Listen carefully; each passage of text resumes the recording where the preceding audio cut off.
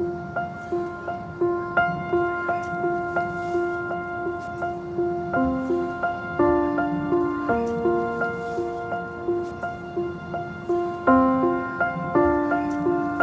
a whole bunch of western pond turtles. Let's give them a big hand.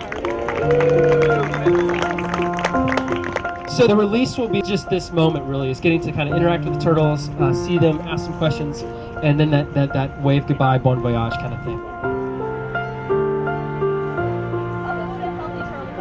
As of a few hours from now, there should be 28 western pond turtles here in Mountain Lake, which is going to be the first western pond turtles that have been here in a very long time.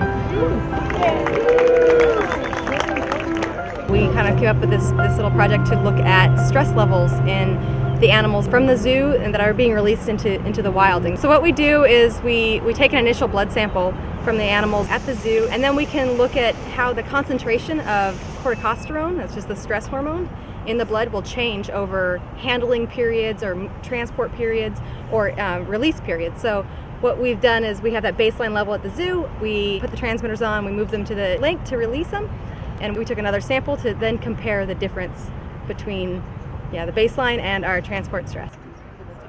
Dana's thing, he is looking at the differences between a hard and soft release. So, hard release is where you just bring the animals right into the water and you let them go, and hopefully they'll make it. Where soft release, you give them a little bit of time to acclimate to the environment in an enclosure that's safe and protected from predators. We're going to be able to compare those two groups. It seems intuitive that probably the ones who've been able to acclimate are going to do better, and that's the hypothesis, but we got to test it. So that's what we're doing.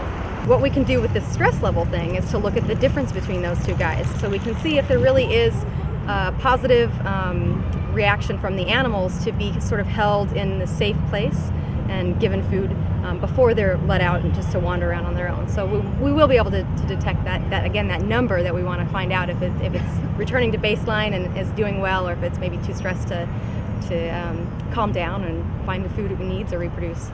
And we'll be continuing this, Dana will be continuing this monitoring of the stress levels into the future for the next few months to make sure that they do acclimate appropriately and they return to the baseline levels that we saw at the zoo. We have a number of different ways of identifying this turtle. So first off is we have a notching system. So we have little notches on their shells, and so you can see there's a notch right here, and there is a notch right down there, and another one right down there. Then inside of them, there's been put what's called a pit tag, which is actually the exact same technology that gets used when people microchip their pets. So if we have it in hand, and for some reason the notches aren't there anymore, they've grown really big, they've grown out the notches, we can always read it with that pit tag reader, and then we know exactly which turtle that is based on that code that we get back. And then finally, this is a radio transmitter right here. So this, we've attached this to the back of the turtle. This is beeping away right now at a certain frequency, and then we can use a directional antenna and we can get a pretty good idea of where the turtle is in the lake based on the signal that's coming out of this tag.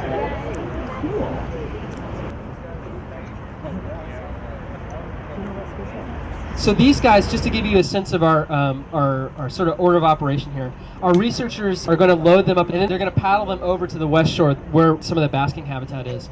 So just before we put them all into the water, we're going to get a tiny little blood sample from all of them, and we're going to be, with that blood sample, we're able to measure a stress hormone, which is going to be able to tell us how stressed out these turtles are. These hormones are associated with, success levels, how quickly they grow, how well they reproduce, and so we want to see what their stress levels are when we release them. And then we're also going to get all kinds of standard measurements on them. We get all of the different measurements of their shells, how long they are, how wide they are, how tall they are, and then also just the weight, just how much they weigh. I think this is what's really cool about doing what's called ecophysiology. So we're kind of combining ecology and physiology in our research. Old school way of doing things, sort of the bucket spade biologists would come out and they would do long-term monitoring with binoculars, watching the animals and trying to interpret their behaviors, see if they're adjusting to their habitat well. But now what we can do is we can actually get a number. We can put a number on that and seeing, where that number is versus where the animal should be, and then we can really say, well, this animal is or isn't stressed, or it can or can't reproduce right now. Putting resources from reproduction perhaps into finding appropriate habitat, or maybe searching for basking or foraging habitat. So if we can find a nice balance, we can bring that corticosterone level back down, then we can see that they're ready to reproduce, and that'll be the final step in this. We want to make sure these animals are reproducing in the wild, and we were successful in our release.